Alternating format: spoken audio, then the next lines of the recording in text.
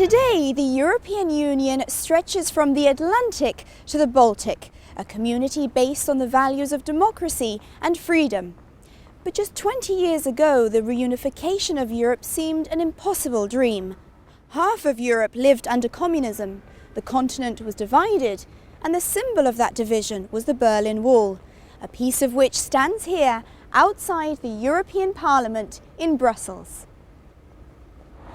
Here in Berlin, this is one of the very last pieces of the wall still standing, and the protective fence around it is not to stop people from getting over the wall, but to stop tourists from taking souvenirs, bits of the wall to keep for themselves. After all, it's a tourist attraction, but just a generation ago, it was a death trap for those trying to cross from east to west.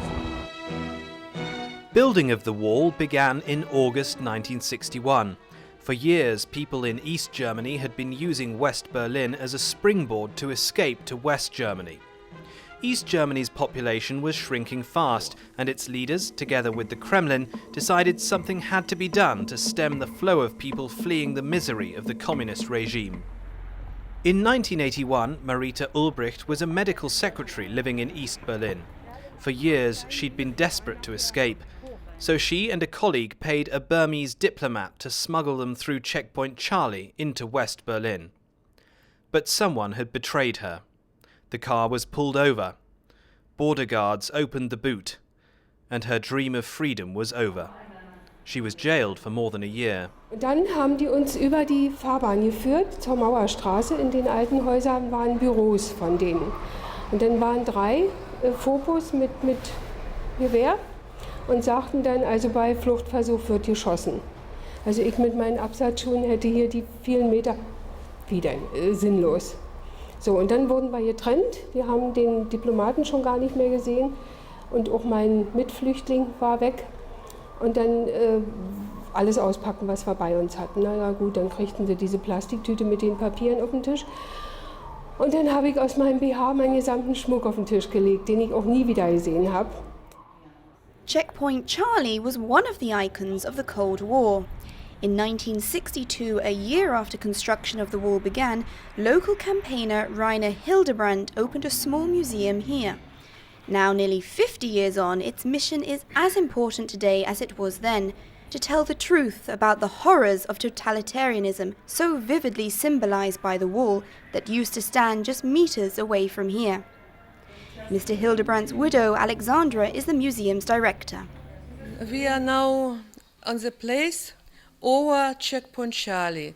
Directly down was the borderline, the white borderline from Checkpoint Charlie, the borderline where President Reagan in 1982 went one step over to show, I do not accept any more this border.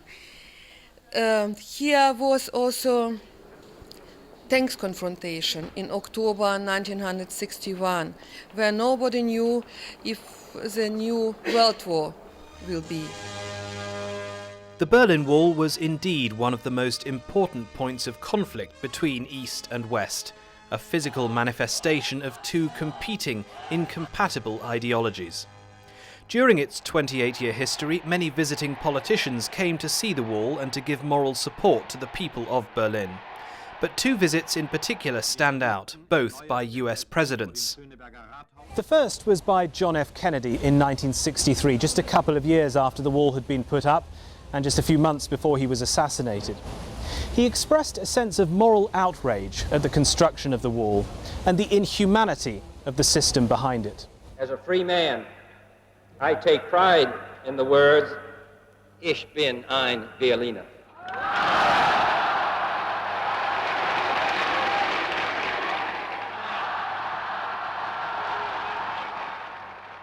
And then, nearly 25 years later, President Ronald Reagan came here to the Brandenburg Gate just at a time when cracks were beginning to show in the East German system.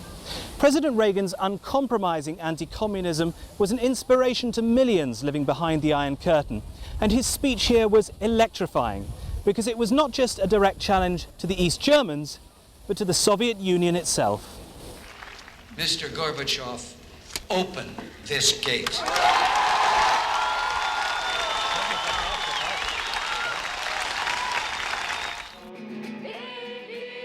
President Reagan did not have long to wait for his wish to come true. On the 9th of November 1989, the East German authorities allowed private citizens to cross into West Berlin. It was the culmination of a series of rapid changes. In the mid-1980s, reforms in the Soviet Union introduced by Mikhail Gorbachev had given people in Eastern Europe a small taste of freedom. Then, in the summer of 1989, Hungary and Czechoslovakia opened their borders with Austria, and thousands of East Germans on holiday in Hungary crossed the Iron Curtain. Pressure then mounted on the East German authorities, who were eventually left with no choice but to open the checkpoints in East Berlin. It was a moment that one young immigrant from Ivory Coast remembers as if it was yesterday. André Degbeon joined the thousands of people around the wall that night and played his own small part in history. Le lendemain du 10, on a été voir à la Brandenburg-Tor qu'est-ce qui se passait. Là, vraiment, il y avait une foule immense. On ne pouvait pas vraiment aller jusqu'au mur et tout, puisqu'il y avait les grandes personnes comme monsieur, comment on appelle ça, Willy Brandt et Kohl qui étaient venus, Genscher et tout. Mais nous, c'est 3 jours après qu'on a été maintenant nous-mêmes munis des burins et pour aller casser des morceaux du mur. Voilà. Et moi, j'ai cassé des morceaux du mur et si je me rappelle bien, j'ai encore des photos où je cassais le mur. Another of the people who witnessed the wall's destruction in Berlin that night is now helping to build the new Europe as an MEP. One of our group members is Mr. Joachim Zeller, who comes from East Germany and is a former mayor of the Berlin Central District. Mr. Zeller, please tell us, what is your most prominent memory of that night in Berlin? Wir waren natürlich, wie alle, auch ich, völlig überrascht, dass plötzlich die Mauer offen war. Und am 10. November hat meine Frau Geburtstag und wir saßen mit Freunden zusammen und hatten kein Radio, kein Fernsehen an und bekamen einen Anruf von Verwandten aus Westdeutschland. Die sagten, was ist bei euch in Berlin los? Wir sagten, wieso? Wir sitzen hier und warten auf den Geburtstag meiner Frau. Und die sagten, die Mauer ist offen. Da haben wir gesagt, ach, ihr spinnt, na dann macht doch mal den Fernseher an. Und wir schalteten dann das Fernsehgerät an und siehe da sahen wir bereits, wie die Menschen nach West-Berlin strömten. Und da war natürlich auch für uns kein Halten mehr und wir sind dann, ich glaube, an die Eberswalder Straße gegangen, um zu sehen, wie versucht wurde, die Mauer zu überwinden. And what was life like living before in the Cold War, before the wall fell? Ja, es war natürlich das Gefühl, dass wir eingemauert sind, dass für uns Grenzen unüberwindlich sind. Ich habe ja 7 Jahre direkt an der Mauer gewohnt und konnte sehen, wie jedes Jahr weiterhin diese Grenzanlagen vervollkommnet wurden, damit die Menschen nicht aus dem einen Teil der Stadt in den anderen gehen können. Und dieses Gefühl, das beschlich jeden.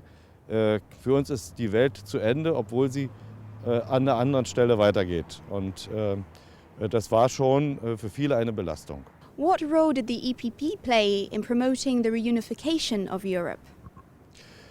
Die EVP-Fraktion ist die größte Fraktion im Europäischen Parlament und vereinigt Parlamentarier aus allen Staaten der Europäischen Union. Und wir dürfen nicht vergessen, die Berliner Mauer oder die Grenze in Deutschland teilte ja nicht nur die Stadt Berlin oder Deutschland, sondern sie teilte ganz Europa und die Welt. Und der Fall der Mauer ist auch nur möglich gewesen, weil es die Solidarność-Bewegung in Polen gab und weil die Ungarn als Erste den Eisernen Vorhang öffneten. Und die Einheit Deutschlands ist eingebettet in die europäische Einigung. Und das ist, denke ich, ein großes Glück, dass wir mittlerweile ein grenzenloses Europa haben, von Portugal bis in die baltischen Länder, bis Estland, bis an die polnische Ostgrenze. Und hier zusammenzuarbeiten mit Parlamentariern aus dem Westen, aus dem ehemaligen Osten, das ist, denke ich, ein großes Glück. Und wir arbeiten gemeinsam an dem Haus Europa, das ein Haus des Friedens ist und sein wird. So, 20 years on, Germany and Europe have made great progress towards building a common future. But the remnants of the wall here in Berlin remind us that the freedom and prosperity that Europe has today, that perhaps we take for granted, has only recently been secured.